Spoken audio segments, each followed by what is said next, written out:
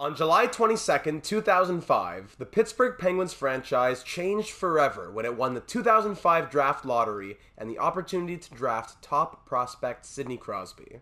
Up until this point, the Penguins had nothing but heartbreak since winning back-to-back Stanley Cups in 1991 and 1992. From 1993 to 2001, the Penguins made the playoffs every season, being led by the likes of Mario Lemieux, Jaromir Jagr, Ron Francis, and a cast of other all-stars. In those 9 postseason opportunities after back-to-back cups, the Pens made it as far as the conference final, but never to another Stanley Cup final. When the Penguins' streak of 11 consecutive playoff berths came to an end in 2002, it would be the first of 3 consecutive 40-plus loss seasons. This brings us back to the 2005 draft. With the first overall selection, the Penguins selected future captain Sidney Crosby. With the 62nd pick in that same draft, the Penguins selected future blue line pillar Chris Letang. Crosby and Letang joined a cast of other top prospects that included the 2nd pick in 2004, Evgeny Malkin, and the 1st pick in 2003, Marc-Andre Fleury. By the 2006-2007 season, the Penguins were back in the postseason and started a streak that would last for 16 years. In just his 3rd season, Crosby and his talented supporting cast led the Penguins to the 2008 Stanley Cup final, their first appearance since winning back in 1992. After losing in 6 games to the Detroit Red Wings, the Penguins were back in 2009 to face Detroit again, this time winning Lord Stanley in a 7-game thriller. The Penguins continued to go on deep runs from 2010 to 2015 before returning to the final in both 2016 and 2017, winning the Stanley Cup on both occasions to achieve back-to-back cups for the 2nd time in franchise history. With 3 rings in 9 seasons, Crosby, Malkin, Letang, and Fleury were on top of the hockey world as the core of one of the league's premier franchises. Headed into the 2017 offseason, the Penguins organization, which now included stars such as Jake Guentzel and Phil Kessel, started to make changes. With the Vegas Golden Knights entering the NHL, the Penguins were obliged to leave one of their goaltenders unprotected in the 2017 expansion draft. Although Fleury had been the Penguins starter for over a decade, emerging star Matt Murray had begun to steal the crease with a 32-10-4 record and a .923 save percentage in 2016-17. The Penguins decided to ride with the younger and hotter of the two and left Fleury to be selected by Vegas. Murray would unfortunately never quite recapture his 16-17 form, and in the 2020 offseason, he was traded to the Ottawa Senators. Midway through the 2021-22 season, Penguins GM Jim Rutherford stepped down from his role after over 6 years with the organization due to personal reasons.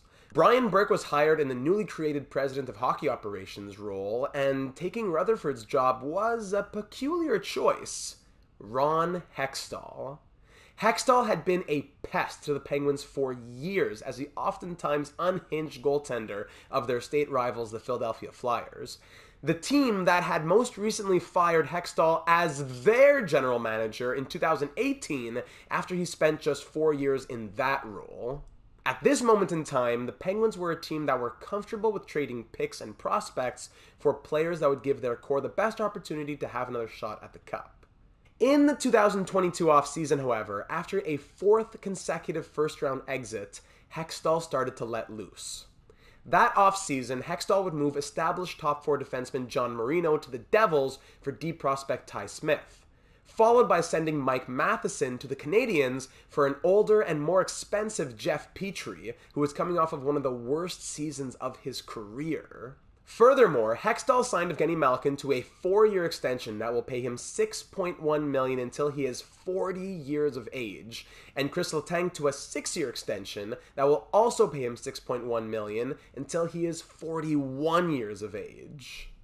As the 2022-23 season went on, the Penguins slowly slipped out of playoff contention, unfortunately due in large part to the subpar goaltending of Tristan Jarry and Casey DeSmith. In a last-ditch effort at the 2023 trade deadline, Hextall traded a 2nd-round pick to the Nashville Predators for Mikael Granlund, a player who ended up scoring 1 goal and 5 points during the Penguins' 21-game push for the postseason. Ultimately, the Penguins missed out on the playoffs for the first time in 17 years as they ended the season with back-to-back losses against the second and third worst teams in the league. After that train wreck of a season, the Penguins fired both Ron Hextall and Brian Burke. With the core of Crosby, Malkin, and Letang still all producing and under contract, but aging, the mandate of the Penguins' next general manager is clear. Squeeze as much as possible out of the final years of this core on a tight budget, and don't leave the team desolate headed into the next chapter of the franchise's history. Sounds like a job for GM Data and his team of assistant general managers. How's it going, ladies and gentlemen? Data here, and welcome to episode 0, our introductory episode of our summer series here on the channel, our next franchise mode series on NHL 23, taking over the Pittsburgh Penguins. The Penguins were a top 3 suggestion. It went to the poll. The assistant general managers have spoken. The Islanders finishing runner-up for the second consecutive poll. So the Islanders, I'm telling you, it's coming soon. But the Penguins winning in the last poll, and they will be the team that we're rolling with. And you know what? It makes a lot of sense. They have short-term goals. We have a short-term time frame, as this series will carry us through the summer and towards NHL 24 in tandem with our NHL 23 career simulations, and it'll be the show 23 franchise mode and much, much more. So if you enjoyed this, be sure to check out the channel. Leave a subscription so you don't miss out on any of that. We'd love to have you join the team. And what's super important, what you got to know right away about these franchise modes, they do not function without you, the assistant general managers. In these series, if you're brand new to the channel, it's your first series following along, the YouTube comments and Discord comments in these franchise mode series are of the utmost importance, as yes, I'm pressing the buttons, I'm making the final decisions, but the assistant general managers have a huge influence on the outcome of this series, the players that we get, the decisions that we make. So be sure to join the team, whether that be through a subscription, join the Discord server. It would be that much better with you as a part of it. We'd love to have you.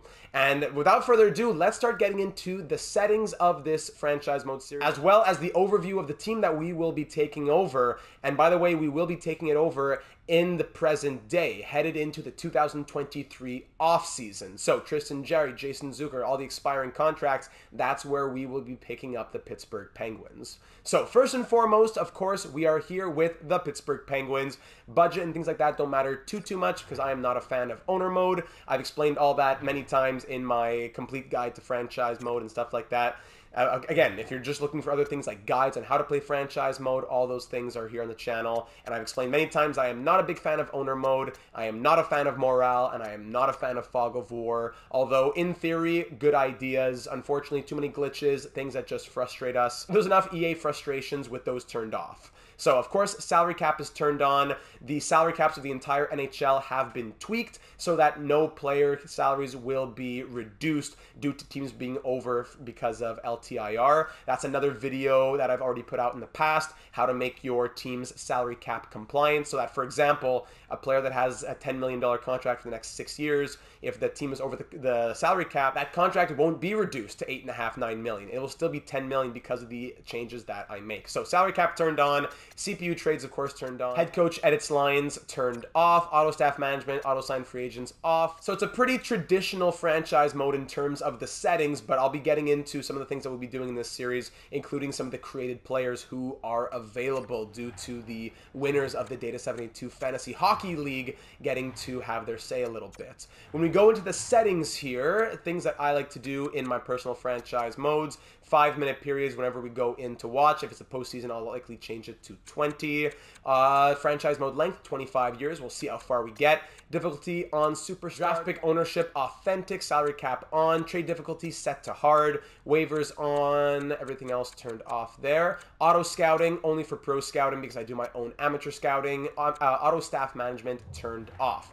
Now, when it comes to the advanced settings, before we get to the sliders, advanced settings, only tell me when the player is fully healed. I don't want those playable injuries. Sim engine scoring and the shot frequency and stuff like that. I've tried different combinations, low, high, low, medium, high. I'm just going to roll with medium, and if we see that scoring is too low in the league, we might boost it up to high, but we're going to start as medium. We'll see how that goes. We already have good simulation players like Crosby and Malkin. I don't want to cheese it too much. Draft class quality headed into year number 1 will also be medium. We have Connor Bedard, Mishkov, Fantilli, Smith. I created those guys. I'll get into that in a moment as well. Everything else authentic, trade notifications, all that, waiver notifications, blah, all turned on.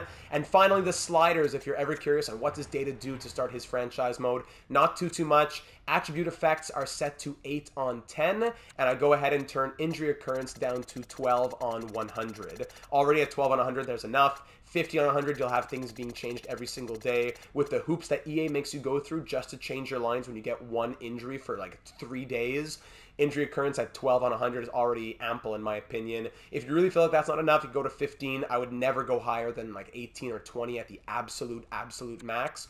But that's it. Attribute effects at 8 out of 10 and injury occurrence at 12 on 100. With all that taken care of, we can go ahead and start our career with the Pittsburgh Penguins, keep salary cap on, and then we'll get into the overview of this team and the series itself. So before we get into the franchise overview and all that stuff, I want to show you the created players that will be here in this series, whether they be real life players or actually just created players. We'll start with just the fictional created players, which were made by the top 5 finishers in our Data 782 Fantasy Hockey League over on Yahoo Fantasy Sports, which we host on the Discord server. This year was our 3rd annual season doing the league, and as always, the stakes are very high. It was a great season. The top 5 finishers going from 5 to 1 in 5th place was I'm Sean Avery, who got, as you can see on the screen here, a medium top 6 forward, medium top 4D, or a medium starter at 80 overall. So who does I'm Sean Avery decide to create? Sean Avery, obviously, who's assigned to the Kamloops Blazers, a team that I'm Sean Avery had a ton of success with in EASHL, he was telling me.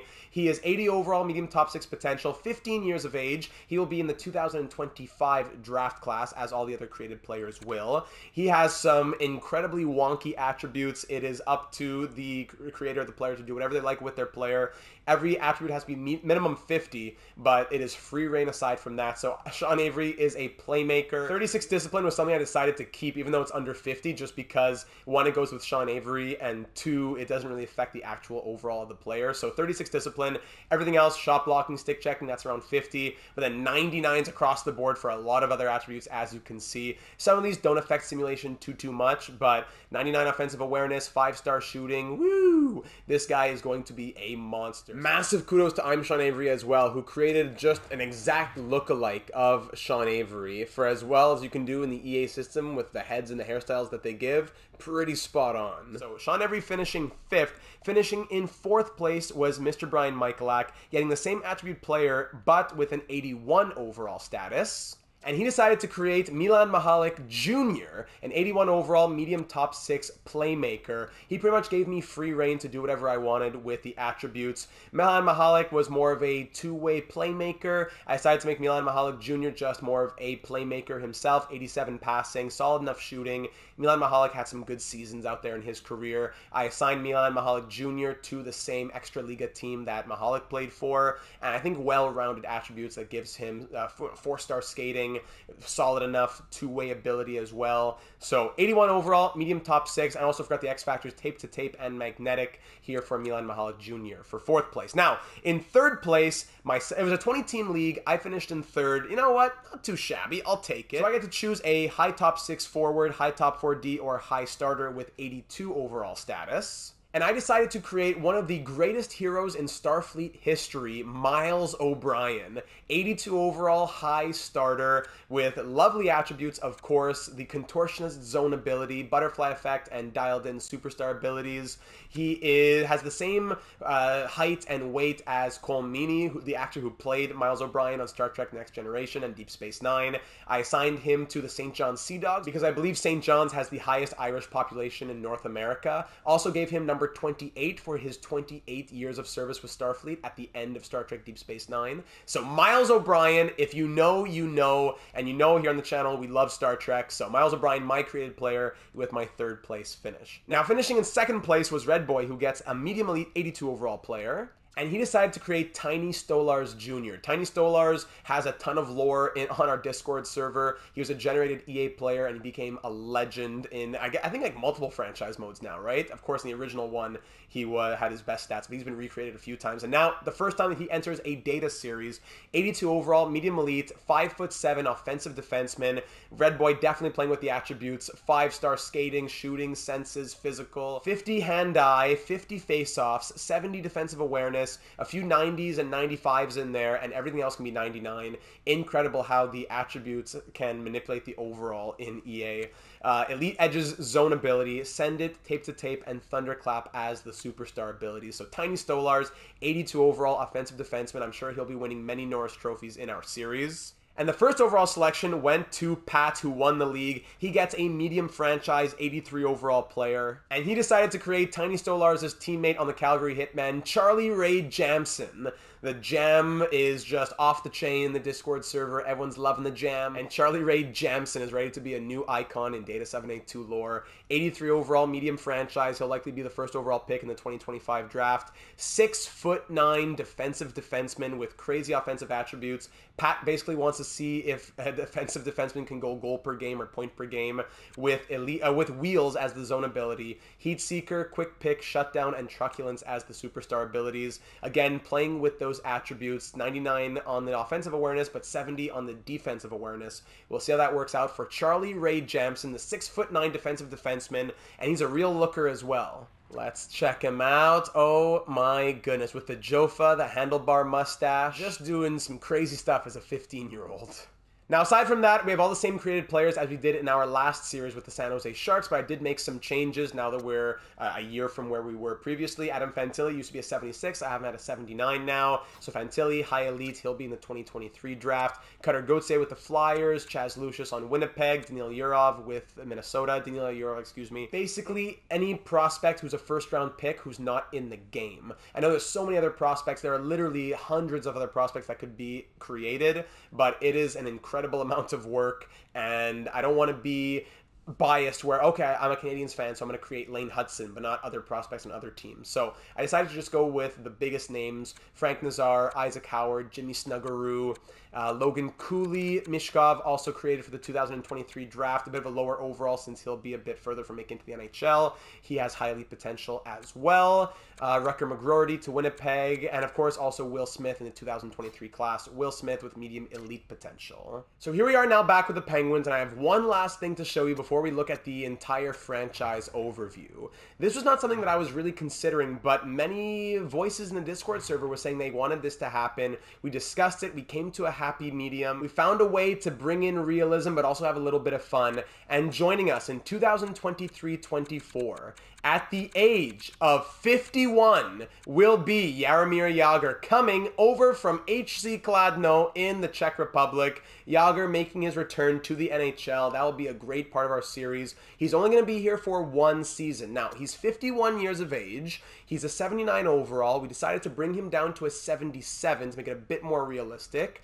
Unfortunately, the game brings any player over, I think, like, is it 45 for 46? It brings them down to a 27-year-old player for some unknown reason. So we're not going to let that allow us to keep Jagr for the next 10 years. He's 51. He's only going to play one season with us, 2023-24. We'll do our best to make it a fun time. He is a 77 overall at the age of 51. He still has the offensive awareness, and he still has some of the strength. He has the shooting ability, of course, the passing, but for the most part, the skating, 2.5 stars, defense, 2.5 stars, depth guy, filling maybe like fourth line in power play 2. He's not going to be our hero, but it's going to be a fun little storyline to have here. The 5th overall pick back in 1990, winning Stanley Cups in 1991 and 1992. The connection that he has with Mario Lemieux, and as Pat said in the Discord server, I think it creates some fun narratives. Jagr is 51 now, same age as Gordie Howe in his last NHL season. Plus, it's probably the only opportunity where it makes sense to use Jagr in any franchise mode. third best Penguin of all time, still playing pro hockey. Owner is his former line mate who is all about randomly coming back. So you know what? Why not? Jaromir Jagr at the age of 51. He's currently 50 here as it's the 2022-23 season. But when we start our first season in 2023-24, the game will have him as 28 and he will be 51. I'm hoping he doesn't really regress too much from 77 over the course of our simulated season, but we will go from there. So Jagr also looking like an absolute beaut, a certified bellow in those Penguins colors. Ooh, boy. That is good. Jaromir, looking good for 51, my man. Looking very good. So Jaromir Jagr, he's on board. We got him to come back from Kladno. He's back for another year in the NHL. At the moment, things are a little different than they will be. So, you know what? It may actually make more sense to simulate the first season and then get a franchise overview to see. Because, for example, I could tell you Pierre-Olivier Joseph is an 80 overall 23-year-old defenseman, but really he'll be maybe 81 by the end of this next season. He'll be going on 24 years of age. So let's get a franchise overview when we're actually taking over the franchise, and that is in June of 2023. So I'll go ahead and simulate this next season. Whatever happens doesn't really matter at all, as long as I'm going to try to make us to just miss out on the postseason, try to get us our draft pick, you know, around 15, 16, where the Penguins are actually picking. But aside from that, the league will do what it wants to do. Probably the Oilers or the Leafs are going to win the Stanley Cup, but we don't care about that. Let's just get to June of 2023, the day in which GM Data enters PPG Paints Arena, and then we'll get the overview from there. In the 2022-23 season, the Carolina Hurricanes win the Stanley Cup. So you know what? It's not impossible. They're one of the 4 remaining teams in the current postseason. The salary cap goes up to $88 million. How does that make sense from 82.5? But you know what? I was reading that the salary cap, although it was projected at 83.5, it could go up 3 or 4 million. So maybe 86, but I hate that it goes up so much. I was thinking about doing the custom league where we could have greater control over that, but it doesn't allow you to change the rookie max contracts from being eventually 2 million. It's a big scam, the custom leagues. The max contract is always 20% of what the salary cap is. Why can't I avoid that? Why do I have to follow the CBA's rules in my own custom franchise mode?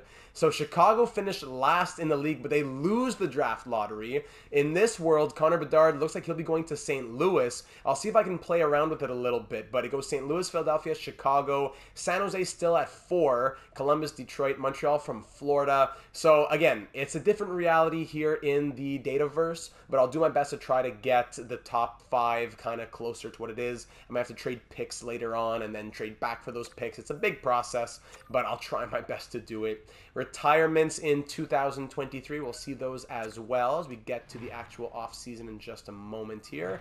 Retired Blairs, Shea Weber, Andrew Ladd, Franz Nielsen, yeah, that'll make sense. And goaltenders, nobody. All right, nothing of note there. Coach retirements, doesn't matter for us. Nate Thompson is now a scout. Draft interviews, don't want to look at them because it doesn't count. And here we are for the 2023 draft. This is where we'll pick up next episode. I went ahead and put guys like Crosby, Malkin on the 4th line, and it ended up working. We were not the worst team in the league, but we were, you know, we ended up with the 13th pick. We'll trade down a little bit to make sure we get as realistic as possible.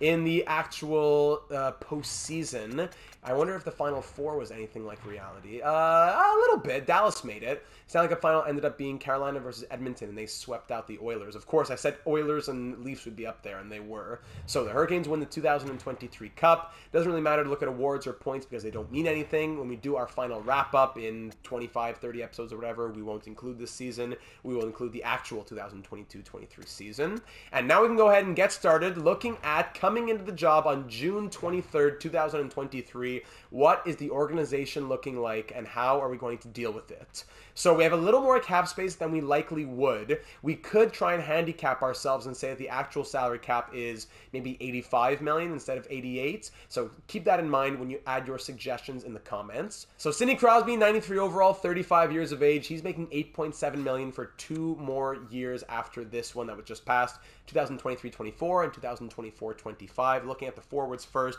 Crosby, Malkin just signed his big extension. Gensel is signed for 1 more year at 6 million. Then he'll be a UFA, 86 overall, elite potential. Their overalls took a little bit of a hit because they didn't have a good season, but I think that's realistic to the real-world Penguins. Rickard Rakell dropped down to an 84 from 85, but I did also drop his potential from elite to top 6. He's a solid piece, signed at $5 million for 5 more years. So I like Rickard Rakell a lot. I think he'll be a part of what we're trying to do here in Pittsburgh. Jeff Carter signed for 1 more year. He's an 83 overall at $3.125 million. He still got it. He still got it. He didn't quite do it this past season, but when he first came to Pittsburgh, he was a solid acquisition.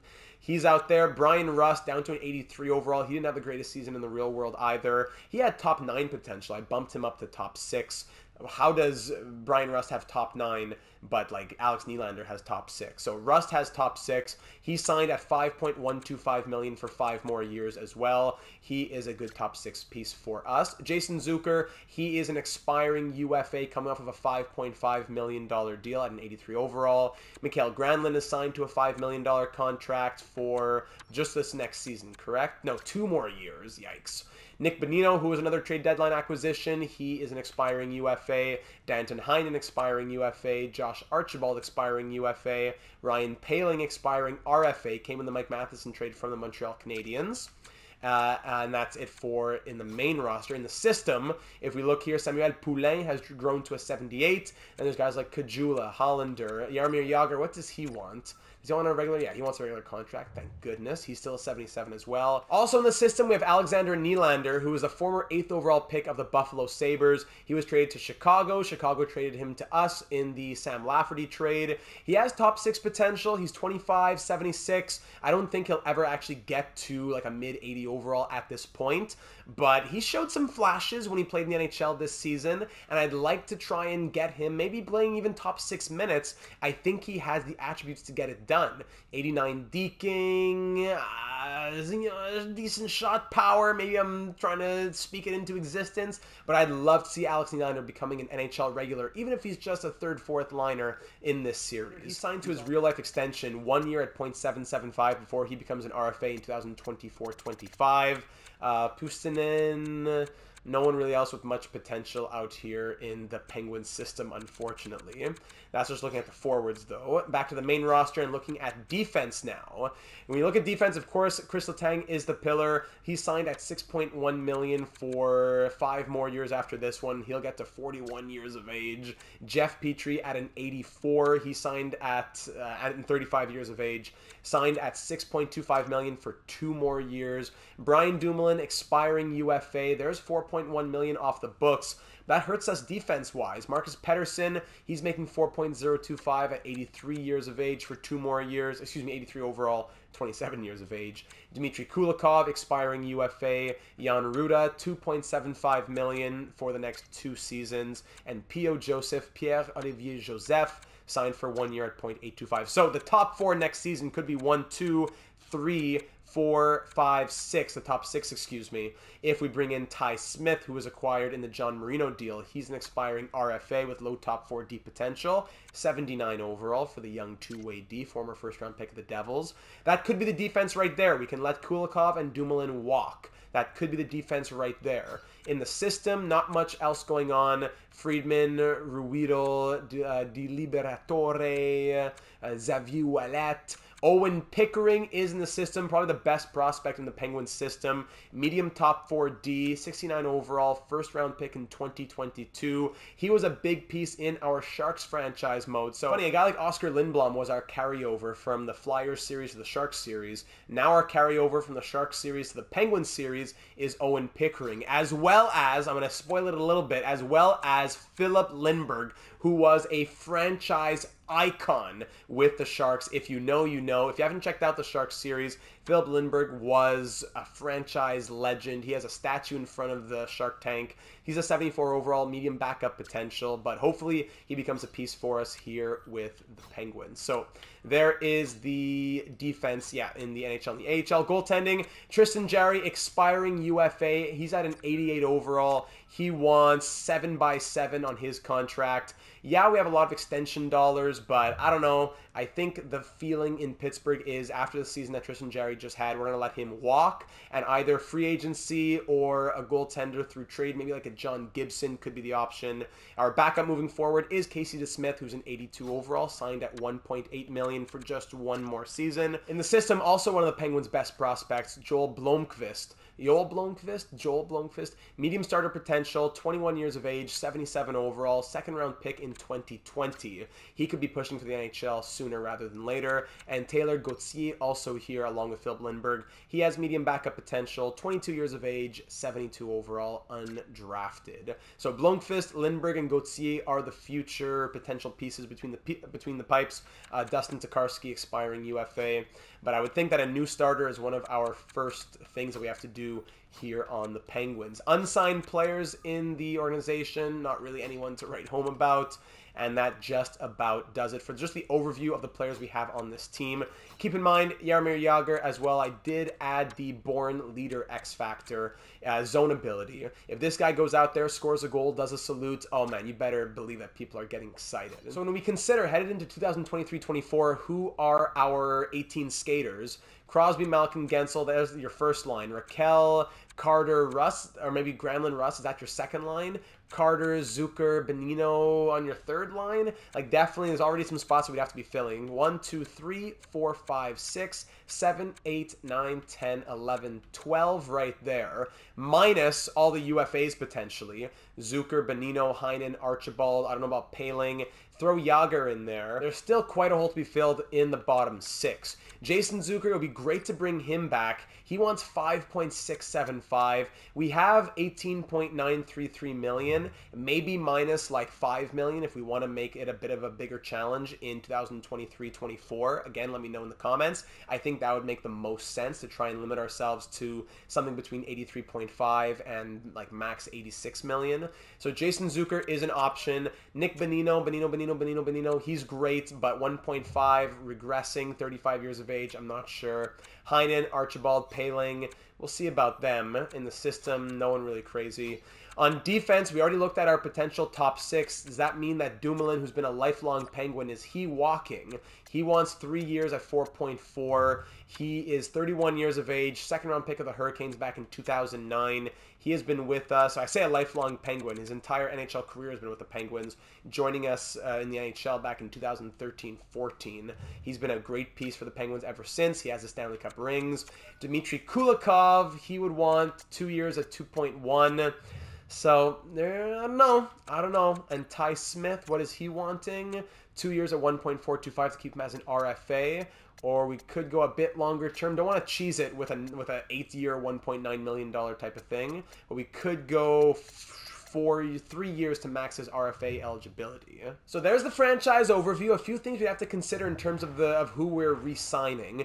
But the biggest thing is probably who would we want to consider trading for and who might we see in free agency. The pending free agents, obviously not holding to reality 100%, but I'm sure some of these players are actually going to hit free agency. Patrick Kane, Jesper Bratt, maybe Timo Meier as an RFA, Vladimir Tarasenko, of course. So if we just look at the UFAs, though, a bit more realistic, we could see John Klingberg for sure, Matt Dumba, David Krejci, Max Pacioretty, JVR, Bertuzzi can't be re-signed by the Bruins. So there will be a lot of good free agent names out here. Just scrolling through the list, if anyone catches your eye, Phil Kessel.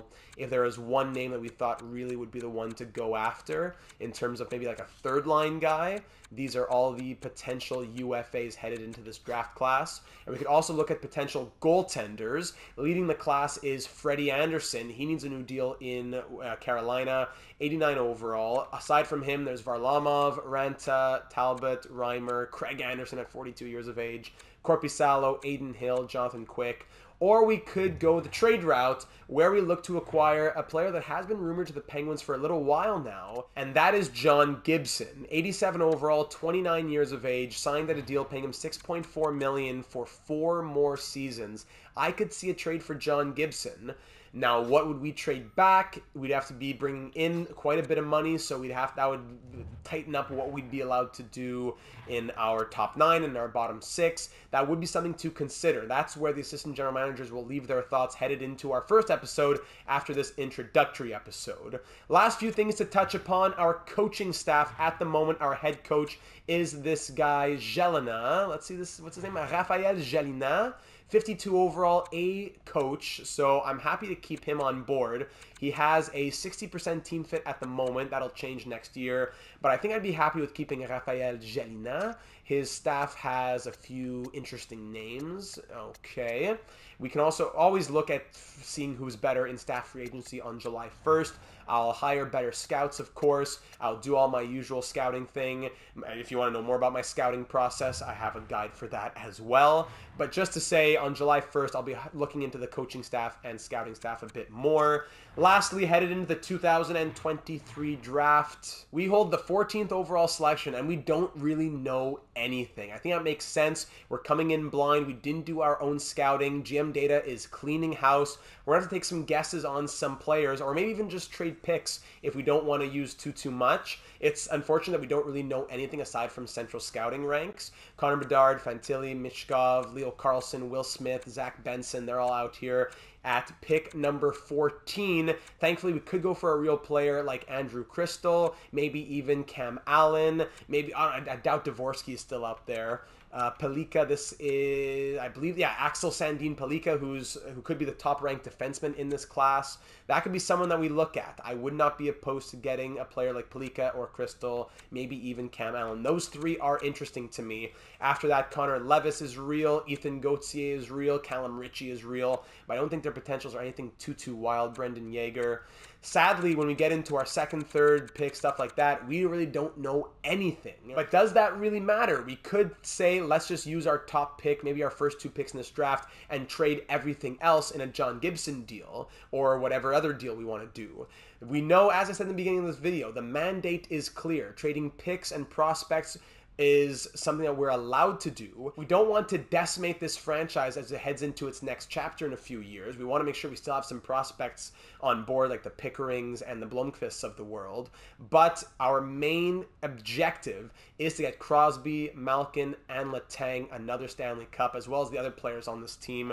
Could we even look at bringing back another one of the core 4 I mentioned at the start of this episode, Marc-Andre Fleury? He is under contract and an 86 overall over in Minnesota. He signed for 1 more year at $3.5 million. So Marc-Andre Fleury as our starter, John Gibson as our starter. Depends what kind of direction we want to go in. I think Fleury is going to be a part of this series before we're done with it, but is it going to be as our starter or maybe as a veteran backup in future years? And finally, we can't see the trade values or trade blocks of other teams before we get to the draft, but we can look at the trade values that we are playing with. If you are curious to see what kind of value each player has, here's how the trade values shape up for the top players on the team. Hollander actually has quite a bit of value. That's a bit, even Marcus Pettersson, more than I would have thought, actually. Jeff Carter, more than I would have thought. But no one with anything too wild down. Just a lot of the players like medium bottom 6 after a while. Not a lot of good potential. A lot of pieces we could just dump or leave to be unsigned. Nothing crazy. Goaltenders, they don't have much value in the game, so there you go. And draft picks. This year we have a first, a third, a fifth, a sixth, and 2 sevenths. So we definitely want to use that first pick, but after that we probably could trade everything else. In 2024, it's all mixed up here, but we have our first, our second, Vegas's third, and then after that, just our own picks from there on out. So there you have it, ladies and gentlemen, the introductory episode for our newest series here on the channel. If you're interested in franchise mode, you want to binge through some series, we have multiple franchise mode series dating back all the way to NHL 18. Check out the playlist. That'll be a card at the end of the episode, or just go ahead and check out the channel. Like I said at the beginning of the video, if you enjoy franchise mode, if you enjoy hockey, if you enjoy NHL 23, this is the channel for you. With franchise mode, career simulations, breaking news and analysis in the real world of hockey, MLB The Show 23 franchise franchise mode, live streams. It's a wonderful community that's been growing steadily the last 3.5 years or so. It's been a pleasure to be on this ride along with you. And as I also mentioned earlier, it's a strong team. It'll be that much stronger with you as a part of it. So assistant general managers, leave your thoughts down here in the comments below on all those things I mentioned. The salary cap, the goaltending, who's coming back, who are we drafting, all of those thoughts headed into our first offseason and our first regular season. Do it down here on YouTube or over on the Discord server, link in the description. Not every comment can make it into the episode, but I can promise that each and every one is read and replied to, so be sure to leave any and all of your thoughts for review from myself and from the other assistant general managers. Ladies and gentlemen, I'll leave you there. It is a new era in Pittsburgh. The data era has begun. I hope you'll be here to be a part of it. It's a short-term series with short-term goals, but we want to make sure that this team is eventually set up for long-term success. So thank you very much for taking the time to watch. I am very much looking forward to reading your thoughts and seeing you in the next one when we head through our first off-season at the helm of the Penguins.